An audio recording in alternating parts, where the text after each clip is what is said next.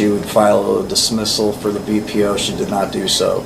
She did not file for an enforcement motion either that I requested her to do before Christmas. She told me that she had a rape case that she had to attend to that was more prior and important at that time.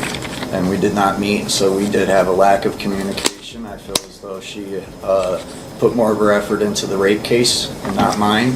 And so there was a breakdown in communication, and we're here today without any sort of, communication at all. So I agree with her motion to withdraw.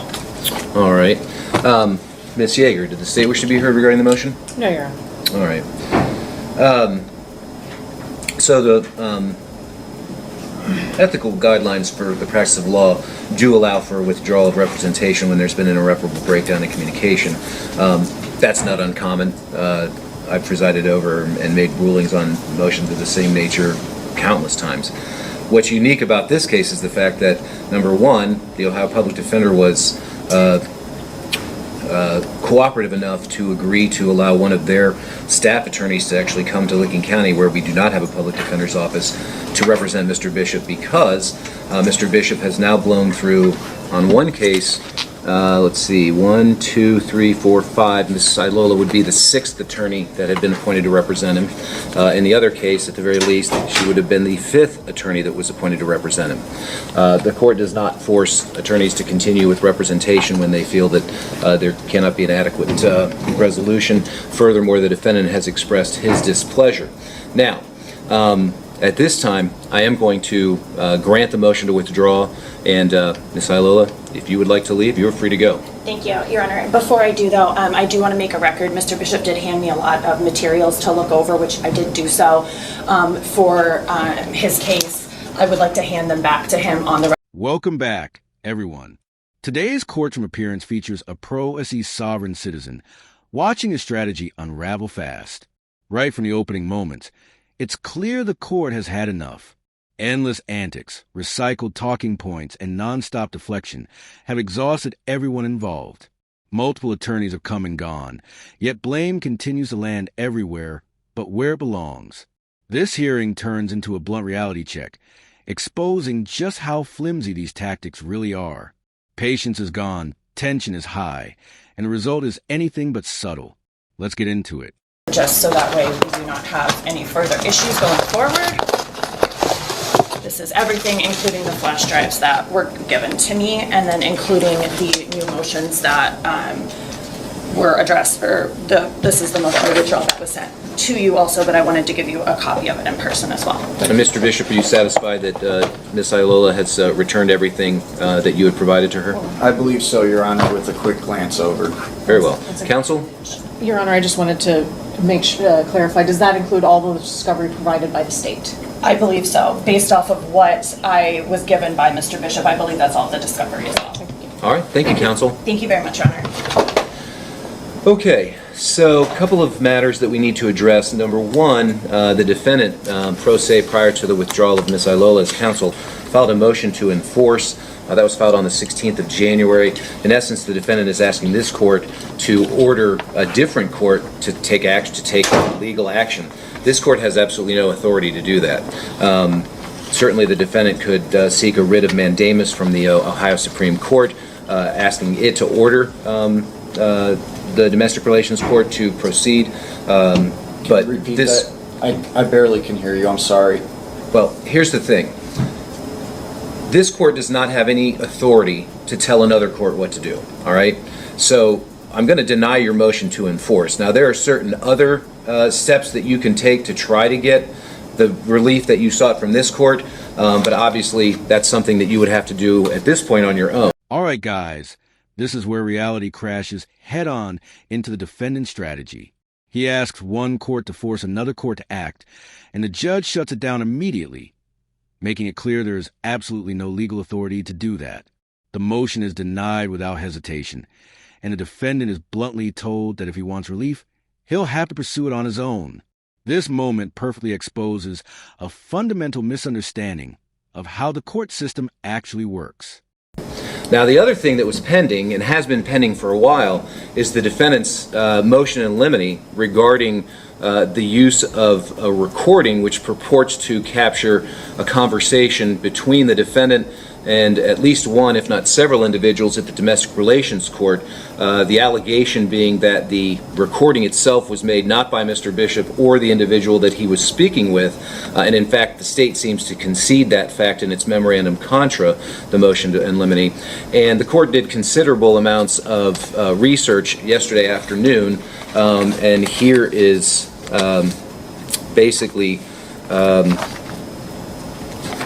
what I found. Normally, a statutory violation is not remedied by exclusion. For instance, if an officer stops an individual for operating a vehicle while impaired outside of their territorial jurisdiction, that's actually a violation of law. But because it's not a constitutional violation, a defendant would have absolutely no relief or recourse to seek any type of exclusion. Here, however, there are specific statutes, I should say, that number one, prohibit and outlaw the interception of oral communications, and there are specifically statutes that indicate, and I will quote, no part of the contents of any intercepted oral communication shall be received in evidence in any trial if the disclosure of that information is in violation of sections 2933.51 to 2933.66 of the Ohio Revised Code. That's 2933.62A. 2933.52A1 prohibits the interception of an oral communication, and the subsection A3 of the same statute prohibits the use of the contents of the intercepted oral communications. So it would appear that the defendant's motion in limine is well taken, and I will preliminarily grant that in order that the defendant, or that the state, not use the recording itself in its presentation of evidence in its. Here comes a twist that likely caught everyone off guard.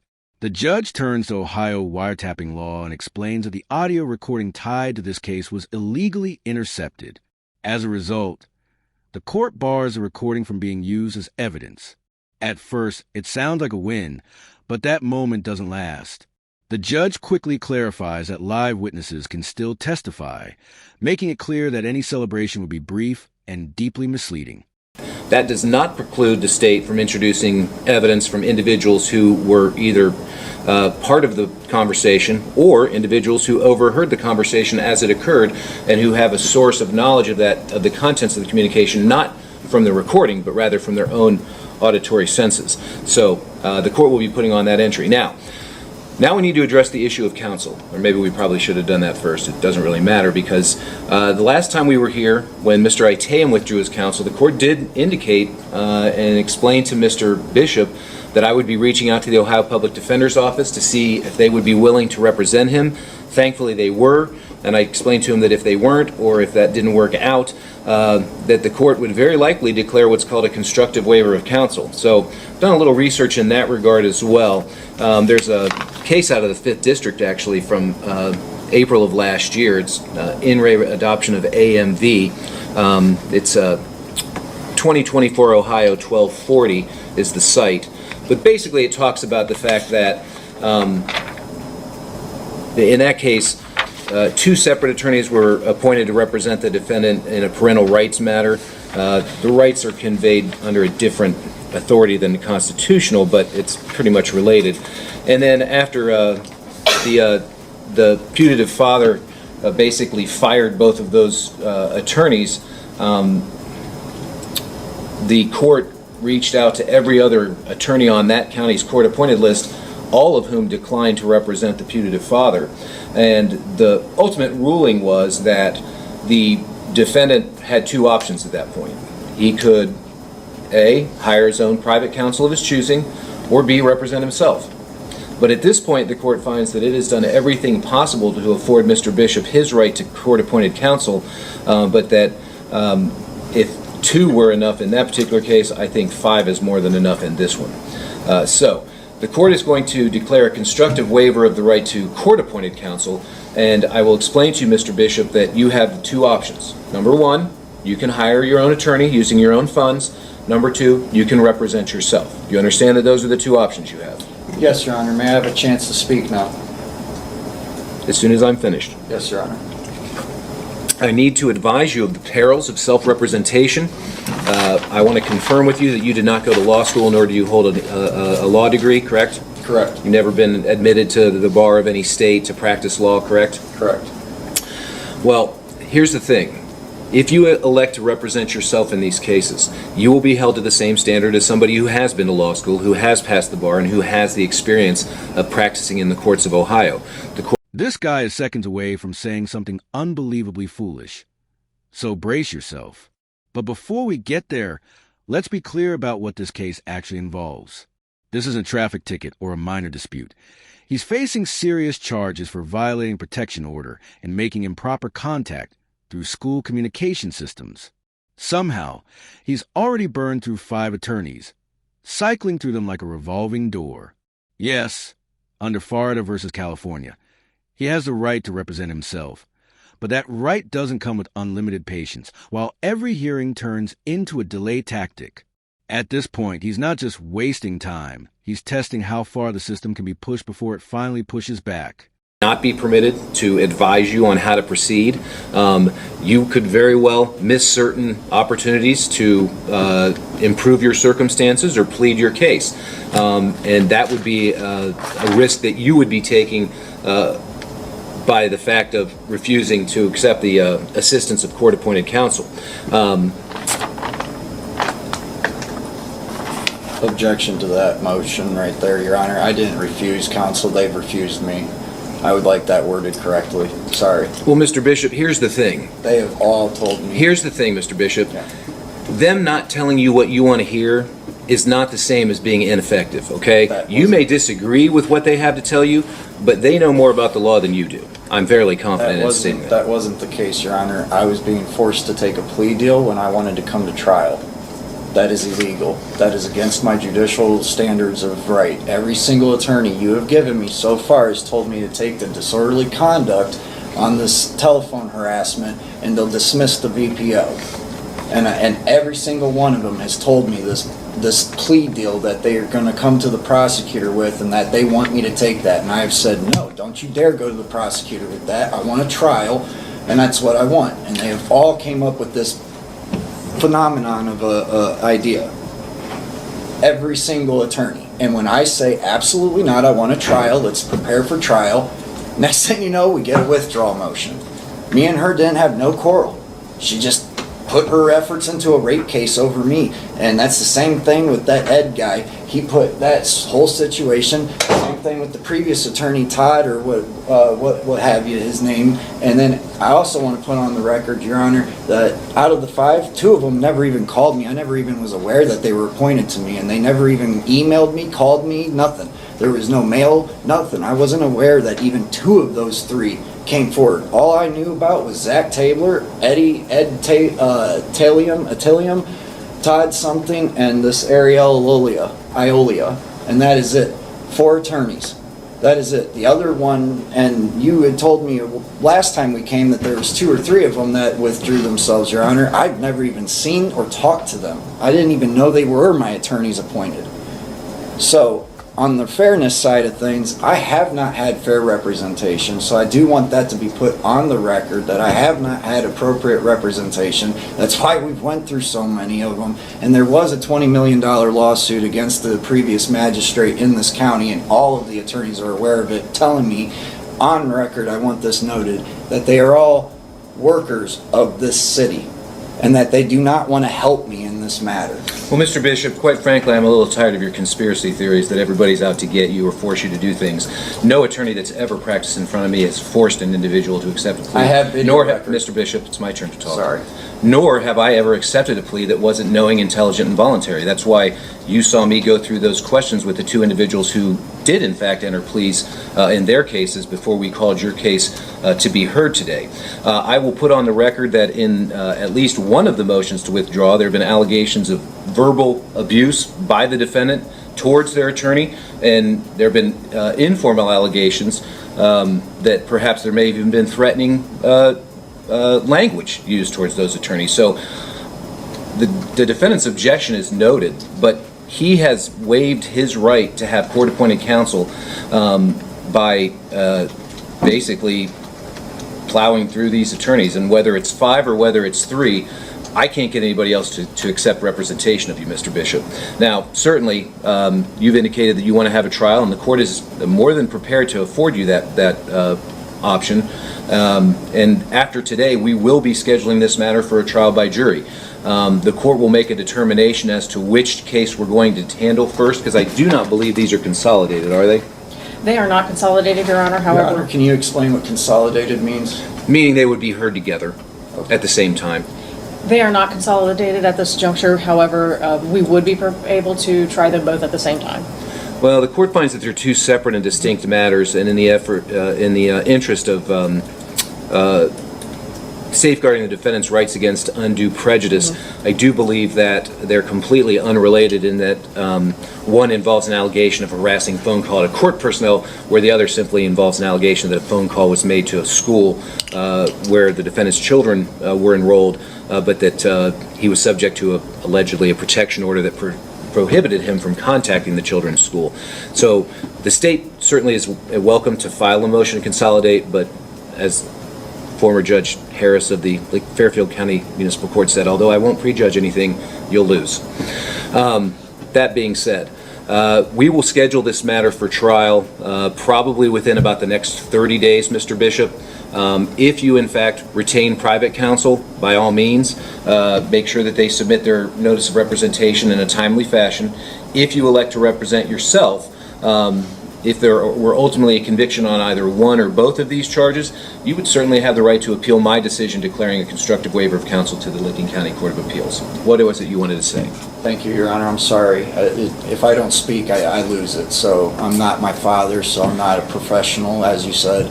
So I'd like to just make a motion right now. I was under the impression we were going to trial today, and that is what I came here prepared 100% for a trial today for the VPO. I am going to ask for a continuance and ask that we push the telecom harassment out for a few months, because I do want to retain counsel. I'm going to sell my father's Mustang and retain counsel. So it's going to take me at least a little while, and I'm in school right now at C-Tech for 5G broadband. So and it's already paid for. I've already put $2,200. This case is over a year. My life doesn't stop. I've got kids. I got child support. I have to work, and I got to go to school. So I'm asking that my graduation is after March 20th. We've pushed this out this long. I ask that if we do the telephone harassment, that we do that one past March 21st so I can graduate. As for the VPO, I would like to make an oral motion right now and agree to your waiver to counsel for myself, and I don't need appointed counsel. I will represent myself on the separate matter of the VPO, and let me get the case number for you, Your Honor, for the record. Do you want me to stand on this, Your Honor? You don't need to stand when you address the court. That's all right. I would like the case number 23 CRB 1774A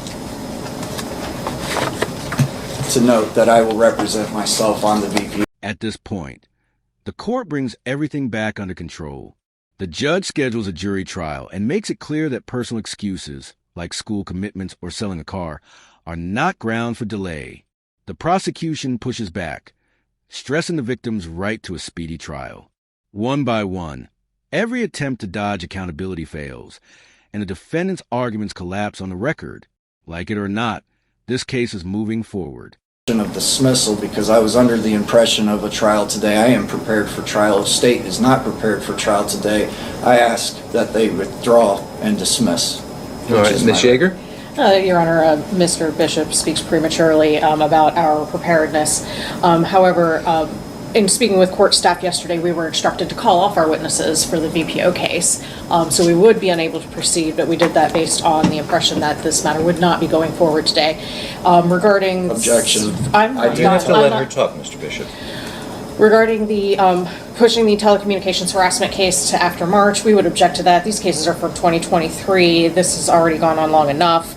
The defendant has a right to a fair trial, but the victims also have a right to a speedy trial as well. So we would object to just pushing that just so that he can graduate and sell his father's Mustang. Those are things that he should have already been prepared for.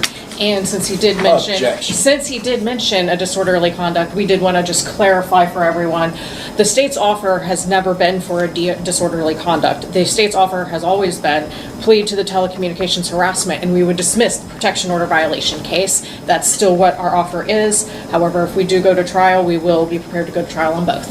Thank you. Alrighty. Your Honor, that didn't address my motion to dismiss. And we are not dismissing. Well, I was going to say, she doesn't really have to address it if she doesn't want to, but...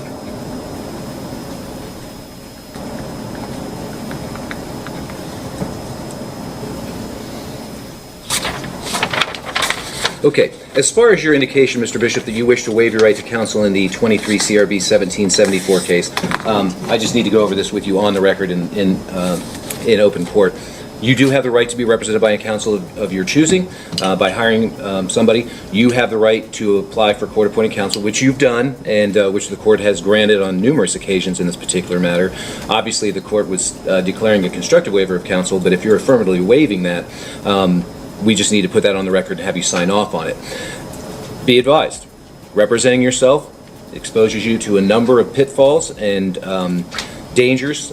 Self-representation is never recommended by any court that I've ever known because laypersons do not always know exactly how the law works or what the law is, what procedure is, but you would be held to the exact same standard as somebody who was trained and who was licensed to practice law. Do you understand that? Yes, Your Honor. And as far as that's the protection order case, right? Yes, Your Honor. Yeah. As far as that's concerned, is it your decision to waive your right to counsel and to Yes, represent Your Honor. yourself? All right, I'm going to have the bailiff present you with the form entitled waiver of counsel. If that is indeed your decision, make sure you go ahead and sign off on that, please. Make sure you read it, okay? Yes, thank you.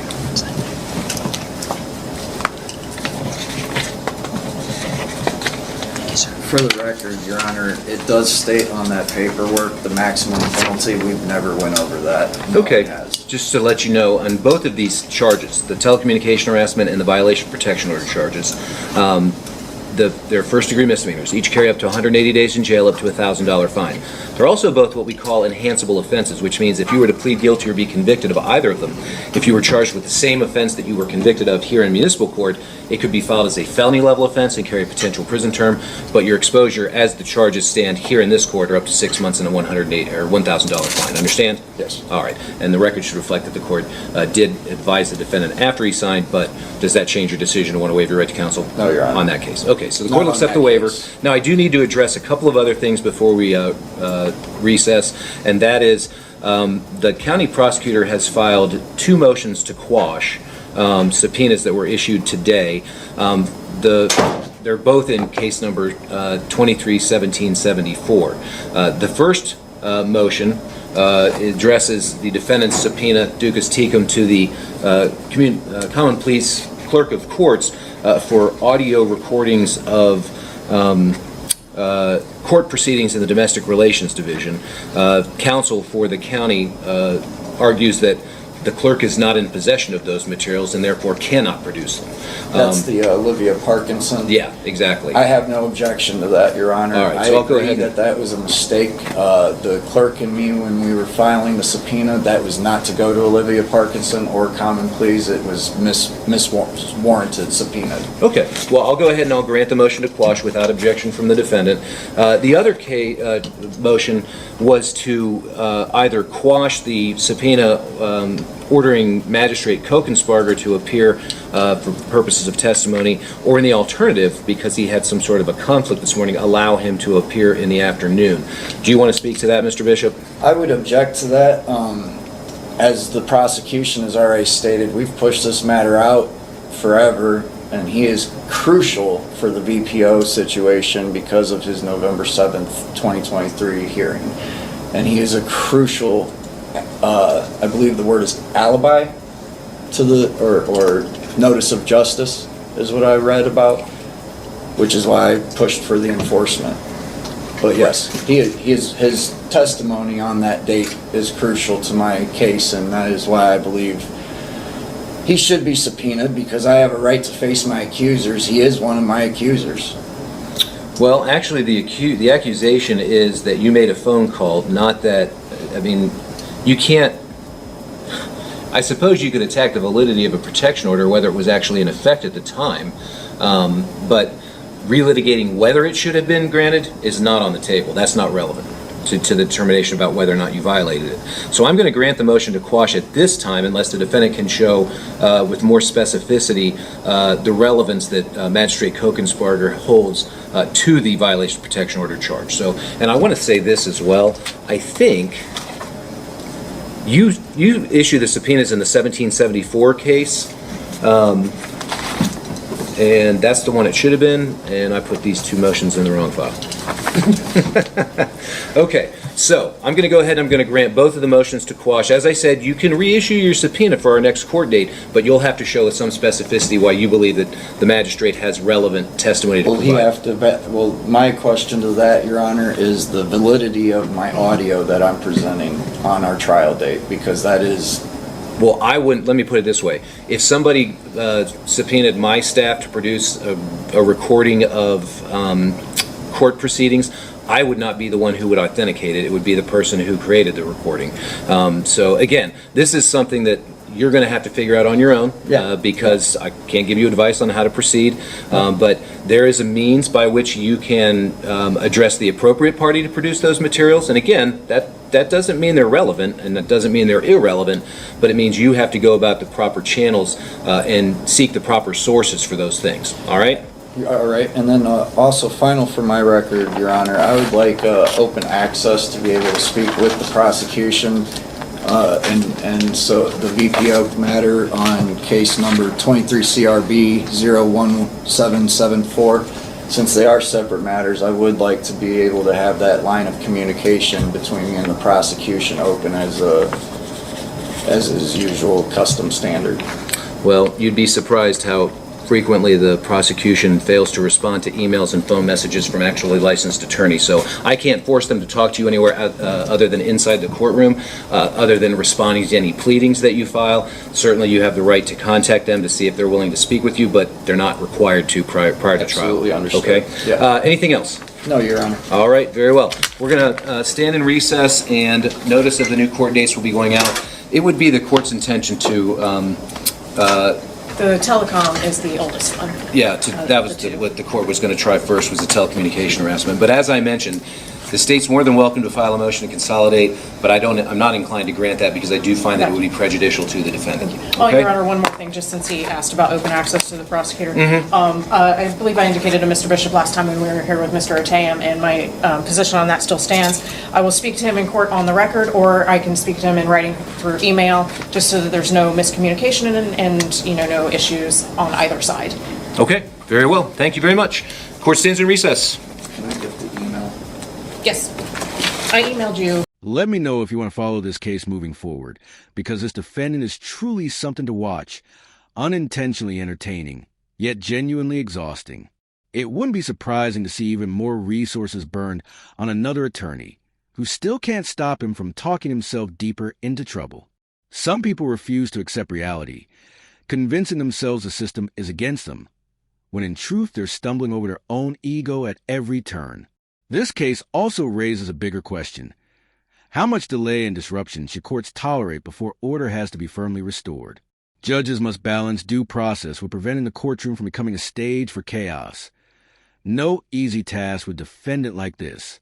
Personally, I think the judge handled it well, and the fact that this is already attorney number 6 says everything about how out of control the situation has become. Thanks for watching. I truly appreciate it. Take care, everyone.